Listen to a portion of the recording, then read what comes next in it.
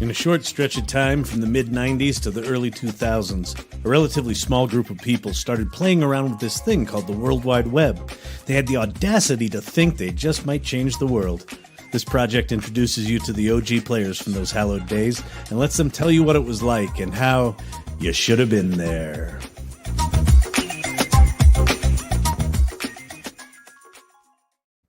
All right, episode 7. Today we have Julia Groves. She is a rock star from the other side of the pond. She was co-founder of British Airways. She worked at agency.com, and she's amazing. We also have some special guests who will be joining Julia. Ritesh. Hey, dude. Happy Friday. Happy Friday. You know, I got to say, you and I essentially only get to talk when we do these shows. But like doing these shows has made me unreasonably happy. Like just like I think if for no other reason, like it's backfilling my fading memories. You know, that's it. These conversations are just amazing. So yeah, they really are. I went back again and just watched the Craig and Jeff one, and it is amazing. Yeah. You know, the things that entrepreneurs did back then, and that feeling that everybody had about, hey, there's something big here, we should do something, right? We got to do this. Exactly. Yeah, exactly. All right, so we got somebody very interesting on today, a client. We have a client. This is our first client from agency.com, and I think she wished she would have been earlier in the guest lineup. Yeah, I think so. The first client. She's a very important one. Yeah. Before we get to Julia, we have to do our housekeeping. I called it house cleaning last time, but I'm old. You can forgive me. We knew what you meant. So what you should do if you're watching this, you can find back episodes and all details about the show, upcoming guests at youshoulda.com. So go to youshoulda.com if you want to learn more about this experiment Ritesh and I are on. Also, if you're watching the show, you can comment. Ritesh can see your comments. He will curate them. We can pull them on screen so you can heckle Julia as is appropriate. And then finally, and this is super important, we want to be influencers. We are at 97 subscribers on the YouTube channel. We need 3 more to get our own URL. 3. Come on, people. There must be 3. Somebody likes us out there. I mean, even if you don't like us, just give us the damn URL. That's all we need. That's exactly. what we want, right? Go to YouTube right now. And click on the subscribe button. Thank you. Okay. Enough of that. Enough comedy jokes. Let's bring on the guest of honor, shall we? We shall. And there is Julia. You've muted her, Kyle. Oh, that's inappropriate. That's very client. Client. I mean, that's literally where I actually think former client is more accurate. Oh, okay. Ooh. Right? Great to see you, Jules. Hello, how are you? This is just mental. I have no idea what I'm doing, but it's Kyle and Ritesh. Let's just. You're in good hands. You're in good hands. This is let just a quick history. This started over a couple of gin and tonics, and us going, we're getting old. We should capture some of these stories. And Kyle said, "Yeah, you should have been there." And I'm like, Kyle, we should do this.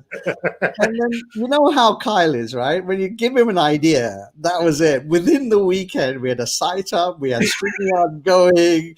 He's got an influencer background because he wants to be an influencer now. And look, are you impressed with my lit up show? I know mine's not so good. I'm clearly not an influencer.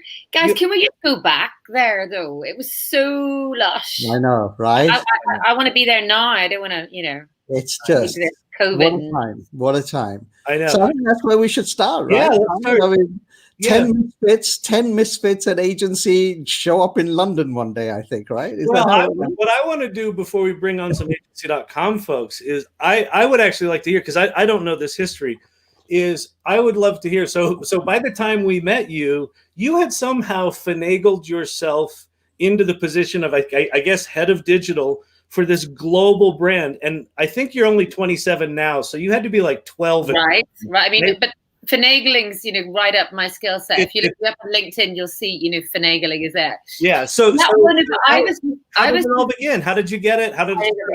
So I applied for British Airways I came over on the boat from Ireland to England, and I met Cider and the Happy Mondays and dungarees and nightclubs, and I didn't do massive work initially, just to be clear, in that way, because of the cultural adjustment that was involved in moving.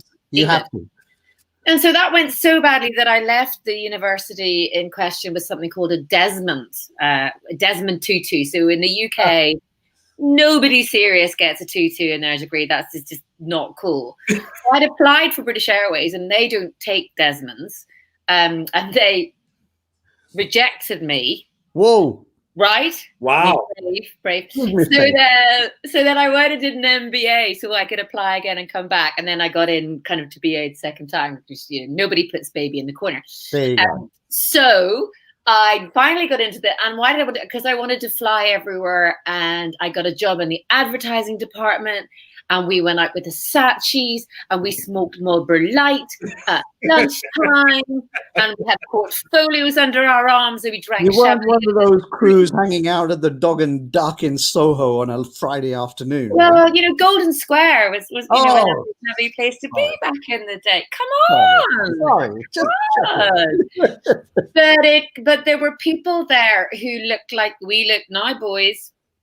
And there was a lot of grey hair and wisdom. And we tried that in 1984. And it didn't work then, and it won't work now. Well, back then hadn't British Airways like recently come out of being, it was a government entity, and then it had gone private. And when how old do you think I am?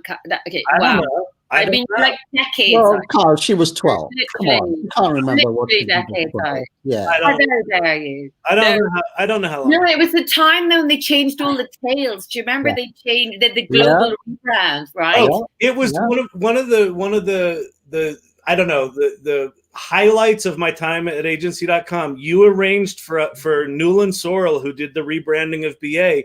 You arranged for us to go do a 2-day full immersion thing where they presented the entire strategy. It was one of the most amazing 2 days. Like, it was amazing. That rebranding with the tails and the artwork and connecting the world was genius. Totally, everybody loved it apart from the British people. Yeah, exactly. Margaret Thatcher, remember, he put the handkerchief on top. But so I was living the dream, and I was in the department I wanted to be in. It was all ideal. But I just couldn't do anything new because everybody had done everything. And then there was this guy, if I say the name Nick Gassman. Oh, gosh. Indeed. Oh, gosh. Indeed. So Nick Gassman is the real genius behind BA.com, except that he's partial to a pork pie in the meeting. Yeah. He is, Kyle, he is. But he wouldn't necessarily eat the whole pork pie. He would have a bit of the pork pie, and then he'd put it back in his pocket. And then you figure it out again later, and if there were any bits of fluff on top of and then carry on and eat it. So, and he was a real IT person, not the presentation layer not relevant, right? Right. So basically, I just connected myself into Gassman, and whatever he said, I said it in design speak, and everybody went for it. So that was where it started. You became the pretty face of going digital. I mean, I was kind of like the marzipan. Let's call him the There you go. marzipan. And then I would say agency.com were the icing on the top. Yeah. Well, I feel we have that in common. I always felt like I was the eye candy of agency.com. Yeah. Well, nobody's going to challenge you on that out loud.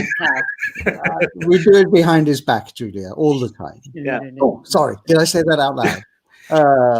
And then so there you are. You're at British Airways. You're now hanging out with Gassman. Because I remember meeting him for the first time, and I was scared to death. Yeah, but I mean, I think that's a sensible approach. It was a petrifying lunch. It was my first week at agency.com, and Esther, myself, Margot, and when Esther said, "We're going to go meet the IT guys. They want to sell tickets online." Pardon? Yeah. So there you are. How did you sort of say, okay, we're going to go find somebody to help us do this? Well, there were kind of a couple of steps before. So I mean, we went out because we've been in a travel game for ages. So we went to meet Sabre. Mm-hmm. Right. Before there was Travelocity. We went to see Microsoft. Yeah. Before there was an Expedia. I had that fight with Martha Lane Fox. Do you remember that? Yeah. He wanted to sell our tickets for us really cheaply. And her market cap was bigger than my market cap. And it was a little bit, you know, went a bit south. I have to tell you, got a little bit out of control. Brent was there, so it was okay. But we did a kind of brochure work. So one of the things I remember before you guys, I think we were Online Magic. Not we bought them anyway. It doesn't matter. And so we came up with this website navigation, and the brief was for it to be intentionally ambiguous. What a brief! Use the user around the site, right? Just that was the actual brief. Yeah. But so we kind of done some brochure and some bits and pieces, and I'd done like the late night coding and open bracket, close bracket, /beat, whatever. And it was simpler back then. You could. It was. You had to learn like 6 tags, and we didn't even have Drupal, you know. No. Hard code the hell out of it. So the where we came across you guys was then we were starting to get serious. We were starting to do the booking, and we asked everyone to pitch. And agency.com were in New York, right? And I work for an airline. And at this point, I'm probably 27. Yeah. And then Concorde was still going, so you could. You know what I mean? Right? First class tickets. I mean, why wouldn't you get it? Why wouldn't you get a US agency, right? Why would you get one? When you can get. So these guys arrive, right, Ritesh, I have to tell you, they look like the Blues Brothers is how I would describe it, right? They all like borrowed somebody's jacket and black tie. Ruth was there just looking like class, right? Yeah. But like JT and Kyle and whatever. But they just looked like a real agency. Yeah. And we all kind of went, ooh, professional. You know what I mean? So like, keep that outfit, Kyle. Get that jacket back out again if you can. Just, you know, I got it. I wore it on our second episode. You did. I wore the uniform. He did. Completely outclassed everybody else. Absolutely leagues ahead. So let me ask you something. So this is I have mythologized something in my brain that I don't know if it's true or not. So this is my question to you. The way I've remembered it, or the way I have constructed the story in my head. When you did the RFI or the request for information, I think you sent it to like 40 or 43 U.S. agencies, and I remember getting a call that said, "Congratulations, you've been accepted. Like we're inviting you to pitch. You're the only company out of 43 companies that we selected because you're the only agency that answered our questions in the same order that we asked them." Is that true? Am I remembering that correctly? There's no point in writing an RFP, right? When people just ignore it, which they always do. Yeah. I don't think it was the order cut. They just didn't answer the question. They just sent us somewhere. And I'm like, if you can't be arsed to answer the question, this is not going to go well. But it was like AKQA and all this, and then we just went brochure where, right? Yeah. So this is a conversation, as you would know, Mr. Shannon. If it doesn't start with a conversation, we're not getting anywhere, are we? Yeah, right. We're the only Americans. Yeah, well, we were, and like I felt like for me that it was a couple of things. One, it was like, I can't believe, like, really, like all you have to do is answer questions to get in. Like it's like a game. The other one was like I felt like it really communicated to us early that the level of professionalism at British Airways was on another level. Like a lot of the companies, even the Fortune 500s we worked for, weren't that committed to like doing it right. And so like I felt like it really began. It was a hallmark for us. It was a shift for us, but we had to up our game to come up to your level. And like and I can say Ritesh will know why that is. British. It's to know. How to get it? It's tech driven. Right? Completely if the tech boys have got the structured brains, we are going right. This, that, top layer, middleware, bottom layer, get it structured, get it done, all the rest of it. And we were in this like massive, what was it called, TPF environment, Ritesh? TPF, Like good old IBM 3090. The car that was going at 60 miles an hour or something is what you described it as from that point of view. Yeah.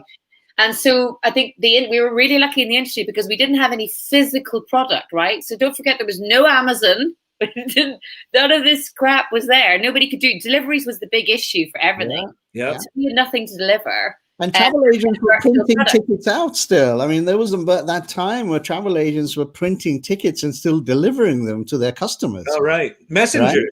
Right? Messengers in New York, messaging the Yeah. So we were just to be clear for the record, we were so far ahead of Expedia, right? Yeah. Way 10 years. Way ahead. But do you remember the first time we did it, right? Because we had that back end, the TPF back end, and we wanted to look at doing the tickets. Yep. And there was no way they were going to let us play with the TPF. I've no idea. I remember that. I remember that being so well. And somebody said, where? Yeah, we want to sell tickets, but you can't have access to our back end. Yeah. Some people would stop at that point. Yeah. I remember coming back to New York and talking to the tech team. Ralph Seaman said, you promised them what? I said, I didn't promise it. Esther did. Oh, get her on. This is good. Okay. So I think it is time. Let's open this party up. Okay. Oh, there dear. I do not remember that. I rarely committed things on behalf of the team without consulting the team. And these girls are a new breed, right? Because do you remember the argument we had about account managers? Does anybody remember that? How do I feel about account managers? Oh, you didn't like them because they didn't do anything. No, because in my experience, they have really long legs and they try and sell you things. They don't solve your problem, right? And they're hanging around looking for a husband. So what do we call? We were producers. Do you remember? It's like, and who is it? You were like, we're making a movie here, Julia. We're making a movie. It's like, okay, Kyle, let's make a movie. But we were like forming teams, weren't we, around projects, and they were sort of going away. So I think we changed and called them producers. Still quite nice. Yeah. Does that ring a bell, Esther? What do you think, Esther?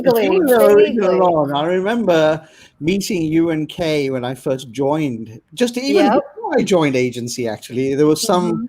I think it's South by Southwest, maybe even, where I ran into you. No, South by Southwest was in existence back then. Maybe it wasn't. I don't know. I know I ran into you too, and you were like, "Oh yeah, we work on British Airways." I'm like, "Oh wow, yeah, cool." And then I joined, and I had to go with you to London and do tickets online. You know. Yes. Well, yes. So Esther and Margot, why don't you quickly introduce yourselves and what you did, and then we can sort of talk about those early days. Sure. I'm Esther Hyun, and I, in the context of this conversation, managed globally the British Airways team. So I was living the double life, commuting to London. We had actually, because British Airways was such a leading edge client for agency.com, you guys were leveraging offices all over. So, but the big teams were in London and New York, and that was my role. Great. Yeah. Hey, everyone. So I think I joined maybe a week or two after Ritesh because we were both newbies. That's right. Yeah, I remember you were there, and I was actually working with British Airways from the Interbrand side. So I remember meeting Esther, right? Really? And we were the branding agency for the new rebranding of BritishAirways.com, and just little turf wars, like we were recommending a certain design, and these digital people were like, you can't do that. You can't. But so we had the two agencies, and I remember thinking, I think I'd rather be on this side of the fence with a little bit more fun. I mean, Interbrand was a little bit staid. It was, but I did actually go to London and meet some of the British Airways folks, not you, Jules, but, from the Interbrand branding point, and then went over. And I was actually hired to go to London and manage the London team. And rightly, Esther, you said it, we had like the poor guys from Paris who got heckled every single day. I mean, there was no meeting there. Someone like St. John or someone would be like, and the frogs, It's just like living in the US, you just don't understand that until it's there constantly. And I remember those cute kids from Paris who were like, and I used to, same thing, go back to New York every couple weeks, and used to love when the New York team when they pulled me back, they flew me first class. The corporate team only flew me business class. Come on. Hard times. It was very, very hard. Actually, I'm so sorry. yeah. So what do you, Esther? I mean, Julia, what do you remember of the sort of early, like I suppose once we get we did the pitch, we ended up winning the business, but what do you remember about the early days of the relationship with the team? Oh my God. Well, there was a fair amount of negotiation. Can I get sued for this shit? I mean, I'm worried now about how much. I think I said to Chan to put enough in the retainer so that I could come over every Thursday and we would go out on Thursday night. I think I actually. Wow. So Kyle, that was not in the first episode with Chan. Chan never mentioned any boondoggles being added into a retainer. No, but I just said, let's just make sure we haven't. And we used to go, and then I would arrive with like massive jet lag, and Esther would be like, okay, We're going out. Yeah. And I'm like, oh, it's Thursday night, I've got to do it. But I'm like, I'm face planting all the time. It was massively kind of situation. I remember crawling under desks, right? Getting loaded. Do you remember that? Yeah. And I find this. Will you see what I find? Where did I put my? Yeah, exactly. Yeah. Look at the Oh yeah. Yeah, I don't recognize that. So that is for the Sonny Vio. Oh look, I've got some football stickers in it. But this was so Chan, right, is like, oh look, you're going in first class everywhere. Let's slap some branding on this woman. And I should have got a discount for this, Kyle. Listen. You got many discounts, Jules. It's all about the brand. We didn't do any discounts, by the way. Esther was very good about not discounting anything. Yeah. So, No, we had other chickens. We had some serious girls, right, Esther? yeah. Right, but Jules, who was the procurement guy that I think it took us a year to negotiate the next big retainer, and I had never had to negotiate with a procurement guy, and he negotiates like oil prices, and he was trying to, or fuel costs, fuel. And he was trying to understand like the agency model, and then negotiate on margins per person. And I'm like, no, and it took us a year. But we got really close. Like I think about him, I'm like, I wonder. Is Annabelle the guy before Annabelle? Was it? I'm trying to remember who. I don't. Oh, and no, it was before Annabelle. Before Annabelle, right? Yeah. I mean, it was very just I think we got up to like 33 countries, and it was absolutely mentalist. And we managed, I think, because we were advancing fairly quickly, we stayed ahead. But I've actually got screenshots of all of the designs that we went through. God. Oh wow. But I remember, can I just retouch the middleware, the genius middleware idea, where we thought we'll just put this in between the website and the TV back end. Yeah. So then we were booking, right? So then Esther's happy because we're booking tickets. And what I got to do, right? Do you remember that nobody would put their credit card in anything? Yeah. That's right. Totally safe over the phone, everybody. Yeah. That's right. That's what we would always say. You give it over the phone, right? They're like, oh yeah, I do. Like, yeah. So we didn't change the incentive package for the call centers. So people booked online, and then they called up to pay, and the guys in the call center just made them another booking. So Wow. Uh-oh. We have We've got an internet connection. Oh no. let's see. While we're waiting for Jules to come back, Laurent Stanovich says hello, guys. Oh, I think I'm probably in trouble with somebody now already. Yeah, exactly. They're monitoring my your internet. speech. Yeah, exactly. You froze. The internet didn't like you. Oversharing, right? Oversharing. Here's- It hasn't changed. Still an issue. Laurent, stand up. Hello. Laurent says hello. Look at Here's that. what I want to do, though. I think it could be fun. So Ruthie sent me. Here's one of the BA tickets. There's Chan and Colin. I forget Colin's last name. This was from the pitch. And let's see. Wow. There is the Cyber Spy Cafe powered by IBM. Wow. Is that JT? That's JT. Yeah. Me and my lovely wife Gabby, and that's Ruthie. Oh, cute. Right? Kind Isn't of that cool. cute? Oh, I And need to make you bigger. Oh, look at that. That's JT good. and Jan sitting in the Concorde. There's proof at the Concorde. And then look what you did to us, Jules. This is Chan sleeping in the BA offices after that flight. JT's catching up on the local London news. Very And exciting. Chan's asleep on the floor. Listen, a deadline is a deadline. Nothing has changed here, okay? You know, Yeah, right? Crazy. we delivered. It looked like Ruth had maybe torn those photos up. Yeah, those have been taped back together again. Yeah. Okay. In America, we call Sorry, Ruth. Yeah. Hi, sorry. Whatever it was, I'm sorry. Yeah. It's a little scrapbooking going on there. So Kyle, I think some memories. One memory out. There were two. One was this whole, Esther. I think I just started. Me and Margot, we're going over to meet this IT guys, and they're like, "Okay, we want to sell tickets online." And you both went, "You do?" And they're like, "Well, you're the new VP of Tech. How will we do this?" And I'm like, I don't know.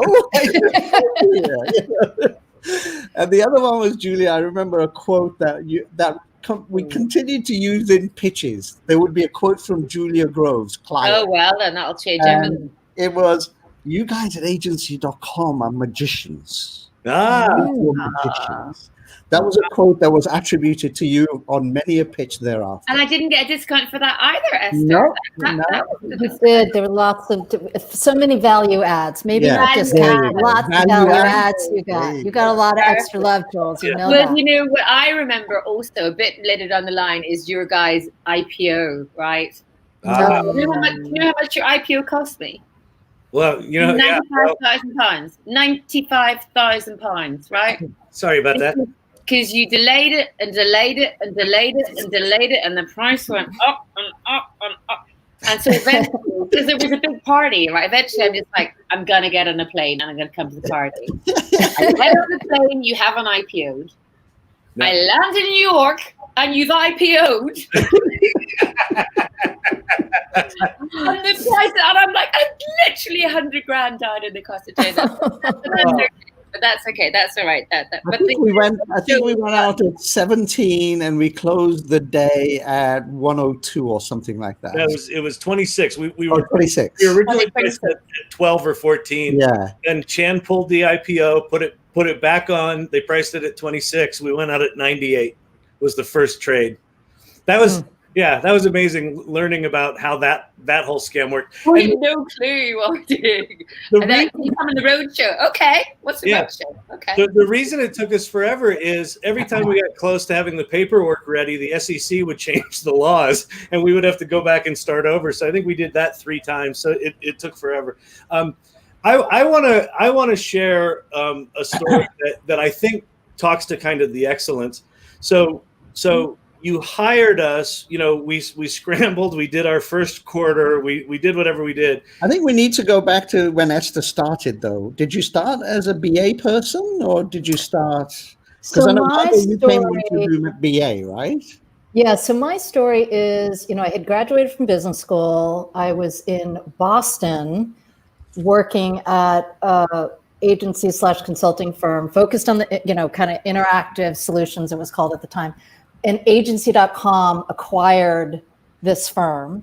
But also after 2 years in Boston, I really missed New York. I'm like, I need the dirty people, the dirty streets. Like, it's just too nice here in Boston. I don't know what to do here. So I told the head of the Boston office, I think I want to move to New York. And at the time, I mean, you just had to like breathe, and people were offering you jobs, right? So I think I got a few offers in New York, and then the president of Boston, Thor, at the time, Thor Johnson, called Chan and said something to the effect of, "You really shouldn't lose this person." And I had already kind of set my sights on, I think I'm going to move on. And so I met with Chan. I don't know if I had met him in person yet. And he just like sat back. Good old Chan, the usual. Pause. Like, I've got a juicy job for you. And, the story of the British Airways account was, of course, epic and iconic. And so he's like, you want to run the British Airways account, the global British Airways account. And so inside I was like sold, but of course I was like, that's really interesting, and so on and so forth. So I joined, I don't remember who I took over. A lot of people said, you basically took over Chan's role, but I'm not sure that's Ruth as well. Ruth was doing Ruth wasn't there handling herself, I think. Maybe. I don't remember like doing any handoffs with Ruth, but all this to say that was when I joined. And then so I met Jules, which is like lightning. And then Natasha, you had just hired Natasha. And that was I might be misremembering, but I feel like that's kind of when I joined ish, because I was new, but we were like kind of onboarding Natasha, and you were again very smart about she needs to be in a way trained on how to get the most out of working with an agency. So I remember you flew her to New York, and she kind of met with everybody. So I think that's probably around the time when I joined the account, and then Margot came on, I think, soon thereafter, because of our prior exchange. So we had kept in touch. And so now Margot shows up, and Margot, you went to London first, right? You were dealing with all those crazy Brits. I did, and I couldn't understand what anyone said. So I had not.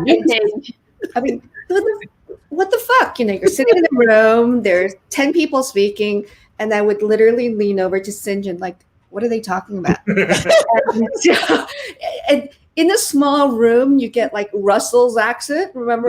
And then you get, I don't know. The Scottish guy, you had a couple of like the Newcastle accents. It was more of a adjustment than I had thought it would be. So one, to learn how to speak a different language. Two, I was staying in the corporate around the corner, and the King's Cross location at that time. When Crinan Street. When I was moving there, my brother-in-law is English, and he's like, King Street. Oh, you know that? His memory of there were needles on the ground. There were needles. I remember leaving the office one night and walking down the little alley past the Lincoln, and I look over, and there's a woman giving a blowjob in the doorway of another building. I'm not.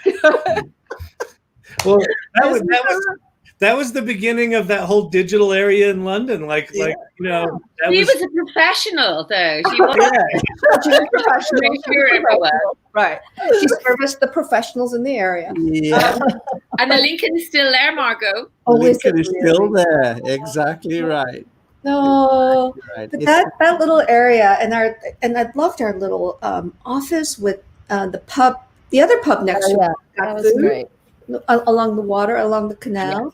But it was just always, it was such a different phenomenon for me to be in this office where people came in and, like he was still drunk, and he's like, oh, I was out all night at a rave. And, and you're like, one, you're stinky. Two, you might still be drunk. That was the creative. Come on. Yeah. I wish I remembered his name, but he did this quite often. Where Don't remember his name. Do not remember his name. Yeah, Do not remember exactly. his name, please. No need to name Anything you'd like today. to share with the group, Jules? Oh, it wasn't me. Oh, It okay. wasn't me. But let's just say that I think we were one of the first examples of, a team extension. Yeah. Really planning it. Do you know what I Yeah. mean? There was a lot of melding. Yeah. Partnership. Yeah, partnership, really close Collaboration. together, and you need to bond, Carl. And of the utmost professional, Yeah. standards. Yes. I was told not to bring up the offsites in Ireland and Belgium, so I don't know what. Oh gosh. Well, there was one time when we flew the whole London team to New York, and it was crazy. I mean, they went crazy, and I think someone missed the flight. Like someone was it? I forget her name, but we're not going to name names anyway. But they just went crazy in New York City, and then they left the next day, and somebody didn't make it. Oh well. I mean, eventually, we did but find them. We found them. We found them. We did. Ireland was wild, though. We ended up in some massive kind of semi-rave environment where they were doing a rock version of the Fields in Athenry. Oh my gosh. 1, 2, 3, 4. And we're like thrashing. Chan wasn't thrashing, right? I have to say we couldn't better, but JT was doing it, right? It was a lot of, I'm pretty sure I was. I remember stumbling out of that place, and that was nuts. But I mean, it was a pretty intense, thing we were trying to accomplish. What were the things that we accomplished, from a technical standpoint? So, British Airways went from brochureware with the, what did you say, purposefully obscure interface? Ambiguous. Yeah, exactly. You can use that, guys. If you're still in interactive stuff, you can use that. It's fine. Yeah, I'm going to. What were some of the things that we actually pulled off that we're like, yeah, we did that. I'm excited about. Like, what do you remember of what we built? So I remember some of them are kind of tactical. Some of them are more lasting. Tactically, the Esther, the Concorde £10 offer. Oh. Yeah. What was that? What? You could go on Concorde for £10. I mean, who would possibly want that? Wow. Everybody. Right. Wow. So then, the middleware, whatever, you would have these. They would have sessions, right? And they'd start a session, and then for whatever reason they drop out of it. Yeah. But the session carried on. Carried on. That's right. I remember this. You can explain this probably, but basically we clogged up. Yeah. And there was this massive volume of stuff because all the sessions were going, and then some fucker would just turn off and on, and it would work again. Yeah. And we couldn't work it. It took us so long to work it out. So that was mayhem. And then I thought it'd be a good idea to put my mobile phone number on the email apologizing and on the website. Oh no! I don't remember that. Everybody phoned me about whether they can get it. But I think so. What was obviously the first booking stuff was really exciting. That was very cool. But then we did the executive club, right? So real-time relationship marketing, how many miles have I got, etc., etc. Right. Then we did BA holidays, and then we did check-in. Oh yeah. Right, and so because we were kind of going. I think Esther said to me, I'm sorry about that, but Julia, what is check-in? What really is check-in? And you're completely right. It's basically a bag drop. But, it's so funny. So that was really cool. And and I remember when we were doing like the Club World launch, and it was a bed, and it was super flat bed. The flat bed. You went in the hangar. I think you got to go in the hangar, Margot, and saw the bed because it was top secret. And we built the microsite. So I was actually looking for the photo of us getting the award. So there's a picture of us on stage and I'm holding the trophy. I remember this. That's right. The best microsite experience. And I remember it was something like $1 million at that point, you know, like who spends $1 million for a microsite at that time? Jules did. Yeah. But it did include one weekend in New York. So yeah, well, that was $500,000. She had to meet and an award. Big ROI. Major ROI. We won a lot of awards there, but you know, we did have so many firsts, right? Which are really painful. I mean, the first to sell tickets online, you know, the first one to sell tickets online. And what was it Esther, Webinar Box. Remember bloody British Airways Webinar Box? You came up with that? Remember for the that? countries, for the different countries. People are still struggling with that today. I was just going to say, that's really, I forgot about that. That was also a really clever initiative. Yeah. All of those languages, do you remember? And all the different, and then there was a whole kind of, you know, US, UK. Remember David Charlton? Oh, yeah. Oh, don't tell the Americans what to do, right? Exactly. And then they're like, fine, we're having our own team. Fine. David Charlton. We'll do our own pitch, but we'll do our pitch. And then they ended up with agency anyway. Hey, there was a little tension, right, between the two. Do you remember when you called us up and you said, boys, This is terrifying. I've booked out the hangar and we're going to teach everyone in BA, you know, what the internet is. Like, remember we did, you booked the hangar and we had to do this event. And it was 400 people or some ridiculous amount of people. And we had to fly over and like present and all that stuff. Is that the one where Dale Moss? Yeah. Yeah, exactly. Gosh. Well, because nobody had a clue what we were talking about. So we're trying to get anything done. And then like, and we had this little, it wasn't a bus. It was like a virtual sort of tour bus. And everyone is at their big, fat, square monitors, right? These huge machines. Now we're going to go to www.icm.com. And we went right the bits and pieces. And we had Rainier. Do you remember? What's his name? Palindrome Evers telling us about the future, which he still does, right? He's still still today. And they were just like, oh my god, this is so exciting. So I think it had a massive, massive impact. And of course, the real difference on the brand is the fact that there's interactivity there. So it's not, you know, you had to substantiate. You couldn't just present and say, you know, somebody said to me, it might have been you, Kyle, if you want somebody to think you're funny, you don't tell them you're funny, you tell them a joke. I think it was you who said that. So the difference with the thing was that in advert, you can claim something, you know, and back in those days, they believed you because they only had 3 channels, you know. Virtual wider. Okay. And then suddenly in the interactive stuff is you could claim something, but if you didn't deliver it in the user journey, then it was bullshit.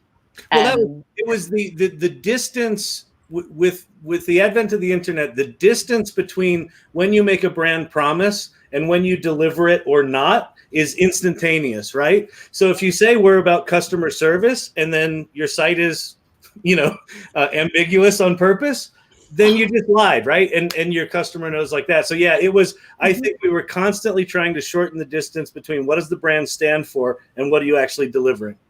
But so I think some of the legacy, Ritesh, is some of the sort of duller stuff. If Ritesh and I can just have a chat by ourselves for a minute. We could, yeah. Let's do you remember, like, it used to be sort of waterfall, tech development was waterfall, right? And then it was rapid application development.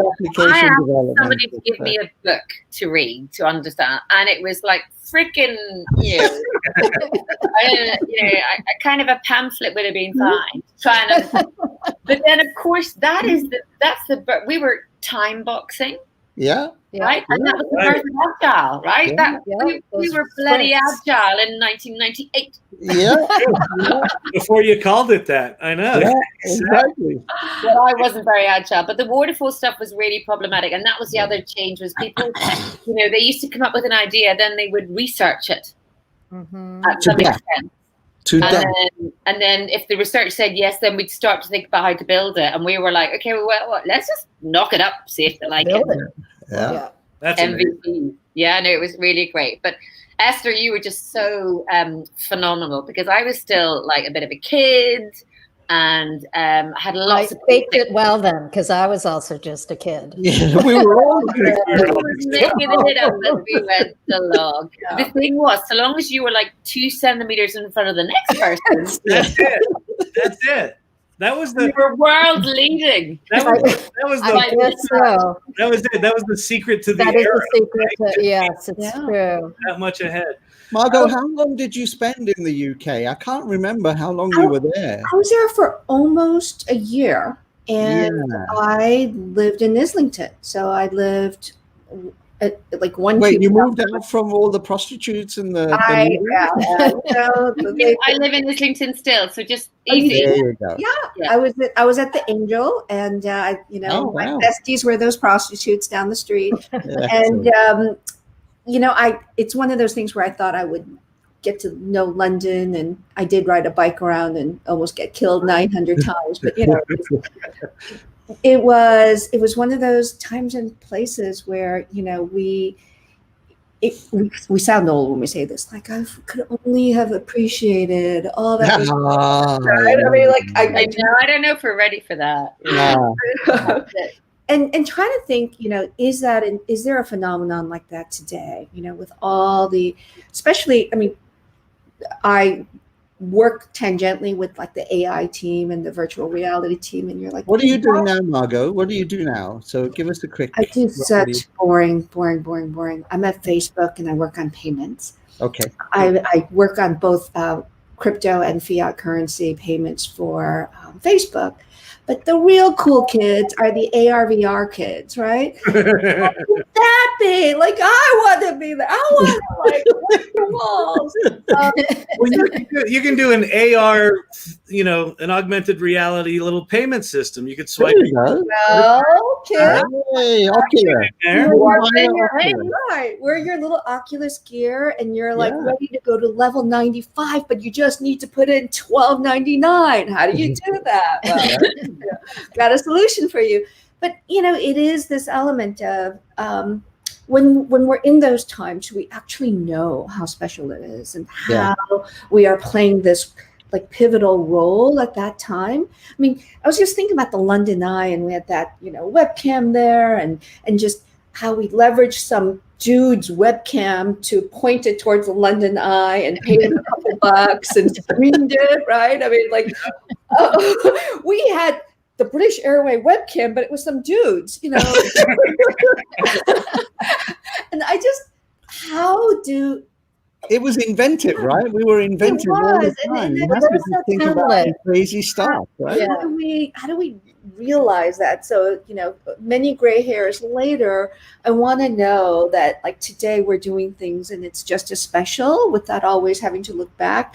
But damn, those days were good. And so, I think that's my challenge, Kyle. You're talking about like new things and excellence. Well, when you're in it, you see the flaws, you see the pimples, and you don't necessarily see kind of all the beauty that we're producing. Yeah. It's only later when you have that many more pimples, you realize like that was actually a good time. But you're right, because I had a call 2 weeks ago where I described Web in a Box to somebody because they're struggling with global content, and they were like, "Wow, that's a great idea." Yeah. I'm like, "Yeah, 1996, dude." Right. Yeah. I mean, it's part of the reason I'm doing this show is that I do think it was a singular time. I think one of the things that I hear consistently is people, and we just had the reunion in New York right before the pandemic, and like one of the themes. Oh, Kyle, I told you not to say anything about the reunion, Kyle. What's wrong with you? Dude. I forgot she wasn't invited. No. But like one of the themes was like everyone's been trying to recreate, what was special about that time, since that time. And I think part of that time was it really was a singular time in history. I think there's little pieces of it now, but if you think, you instantly go from the world not being connected to the world being connected, like that's only going to happen once. And we happened to be there at the beginning of that. So I felt, super lucky all the time because I was I knew I had missed the PC revolution with, Steve Jobs and Bill Gates. When this one came along, I was like, ooh, this is one of those. So I think it was a pretty singular time. Well, what are you up to? No fear, though, was there, Ritesh? I mean, I don't remember being scared of anything. No, and we didn't ask for it. We just were like, we'll apologize afterwards. Let's go. Yeah. Well, it just attracted such an eclectic bouquet of people. They're just a writer, cab drivers, like trained architects who said, I want to do information architecture. Yeah. That's interesting to me. I mean, it was just so fascinating and constantly. You had a ballerina. It was in a quite many. I mean, everybody had done like everything. It was just insane. And it really can create like that sort of magic when you've got that kind of, variety and diversity. And I'm sure maybe there's industry sectors that still kind of have that, but not quite like such a surge and with like just everyone kind of being like everyone. What are you doing now, Esther? What are you up to before we go to end? So, and actually, I part of my story relates back to BA. So I've been at Consumer Reports for just over 3 years, and I'm helping them build a new division or business, taking sort of all the cutting room data that they have and their expertise and kind of repackaging it for non-consumer audiences because they're no more as a B2C. But I got the job partially because I had been at my last company for like 15 years, and I had really been thinking about for quite a few years, I really need to leave because if I don't leave now, I'm going to be here for 30 years and I'll regret it. I remember having a drink with you about this. Yes, and I was like, Ritesh, what's going on in the world? Like, so I was networking and trying to kind of connect with people, and I was at dinner, actually on the Upper West Side. It's worth noting that I don't actually spend much time on the Upper West Side. And so I'm at dinner, and all of a sudden I see this face come into mine, and she's like, Esther? And it was Kate Surinsky. Do you guys remember her? Because she had so Kate, and she was with Cressida, who was a project manager, red hair, in London. Yeah. So in the middle of nowhere, and I was like, Kate, and then and I'm like, Cressida, what are you guys doing here? Are you here on holiday? And they're expats. They both live in the city. Oh, wow. And so of course, like we have reconnected and we see each other. But Kate's husband works at Consumer Reports, and so it is a nice little, after 20 years, kind of just still the bonds of the BA team have their Isn't that cool? So amazing. Yeah. Cool. Jules. Yeah, Jules. So a maybe little known fact, after BA, you left and you joined agency.com. You were a chief marketing officer for some time. But I would love to hear from you, from those early days, like, what have you carried forward? What I don't know, like, what did it change? Or are you still, like, before we started the call, you said, you just talk a lot and eventually they'll hear, like, what's the thing that you sort of carry forward from those days? So I think it's, it's all about change, isn't it? I mean, there's just no point in leaving things the way they are now. There's a lot of stuff that needs to be better. And I think you either feel like you have agency to do that or you don't. And I think it was enough of a ride and an experience that it gave me just this boost of confidence that I thought, well, I can just get in there, and if I've got the right energy and the right drive and the right team, we can go in and we can. So I'm just trying to change the world, obviously. I'm going to save the world next. I'd like to know what's happening. Yeah, I think we need to do the healing of the world right now. But the problem was it kind of really spoiled me. I couldn't go into a proper job again. Yeah. Because we were like melded team, right? We were kind of, I couldn't go back into a big corporate. Yeah. Right? This is never going to happen. So then I did a series of startups, all in some way, all digital, all addressing sort of, climate change and bits and pieces. Because you just get addicted to the kind of before and after, because I think we could really visibly, tangibly see the change and stuff that was happening. Yeah. Because we were kind of doing it and then go, oh, look what we've done. It's all right. Yeah. It puts you into that kind of startup environment. So I've never really been able to go back into an actual real job. I've always been in a startup until like just the last few years. Yeah. I consider myself fully unemployable at this point. So I really. But well, startups are different, right? Startups are very, very different from the rest, and you have to have that risk appetite, which not everybody has. I think, we were a very mixed gang, but we were also still relatively unencumbered by children and mortgages because we didn't own a flat. Yeah. And so I just think the risk appetite was really there. Yeah. And I think sometimes you can lose that a bit as you start to have more responsibilities and things. But there's not a whole lot of growing up going on in this group. No. Margot looks slightly grown up. She could be Kyle. You're going backwards, honey. Well, the hair is certainly going backwards. What is going on there? But then the next opportunity, the really next bit is then, because I'm now working in investment, then that's really exciting because then you can be funding these mad people, these kind of visionary people who want to change the world. So that's really good fun. Well, that was, I suppose that was one of the things, being on the agency side, we were always sort of hustling for the next deal. But when you were at BA, you did have the resources of BA to be able to say, I want to do this. And you could shepherd those resources. And the thing I have to do, I used to have to go and sit outside. This is so bad. Bob Ailing. So Robert Ailing was the CEO at the time. Yes. Yeah. And I used to go upstairs and sit outside his office and swing my legs back and forth. Wait till he came out and said, they won't let me play with a database. And then get him to go and tell the head of marketing that she is allowed to use the Executive Club database to do whatever. In between Bob Ailing and me, nobody was speaking to me. I went through every relationship to get shit done. So that hasn't really changed. Yeah, burn the bridges. Burn the bridges. Exactly right. And Margot, you spent some time running around Visa and a couple of places, if I remember correctly, right? Well, but the part that I think was not just going to London, but going to Korea.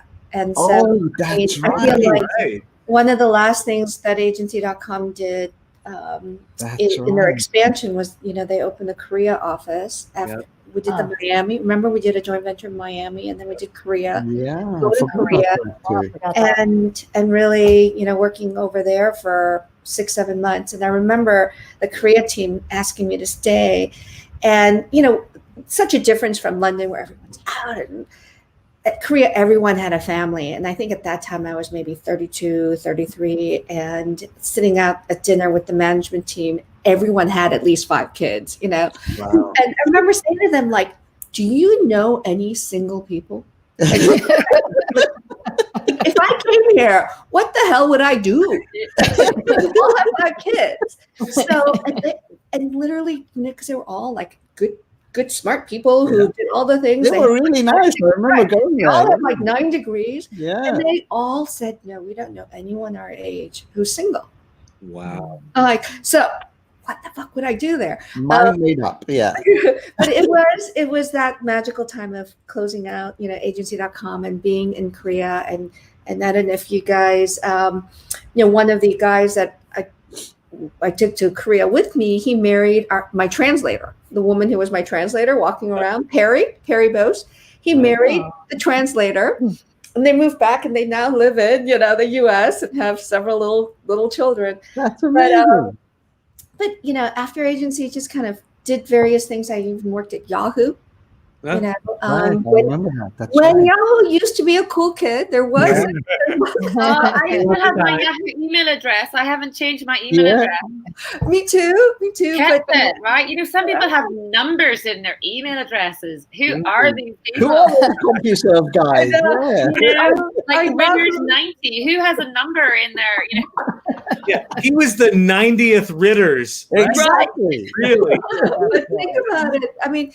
These brands are, British Airways is still so relevant. But many of the brands, agency.com, just, it's no longer here. And who thought, Yahoo would be sort of obsolete, who thought agency.com, but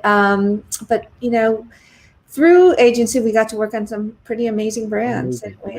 We touched a lot of great brands, and some are still around.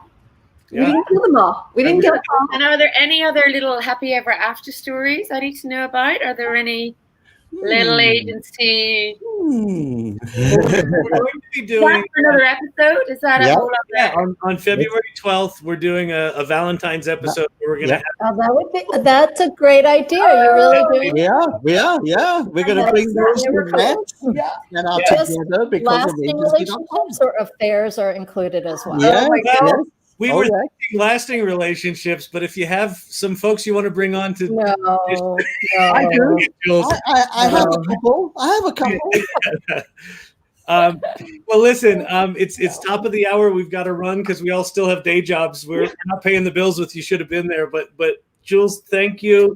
Esther, Margot. So good to catch up with you guys. To see everybody. So nice. We need to do this over a glass of wine in person. Yes. Soon. Maybe your next reunion. Hey. At the Lincoln. Maybe we'll invite you this time. Maybe I won't be available. Thanks, Thank you, guys. Have a great Friday. Everybody. Stay healthy.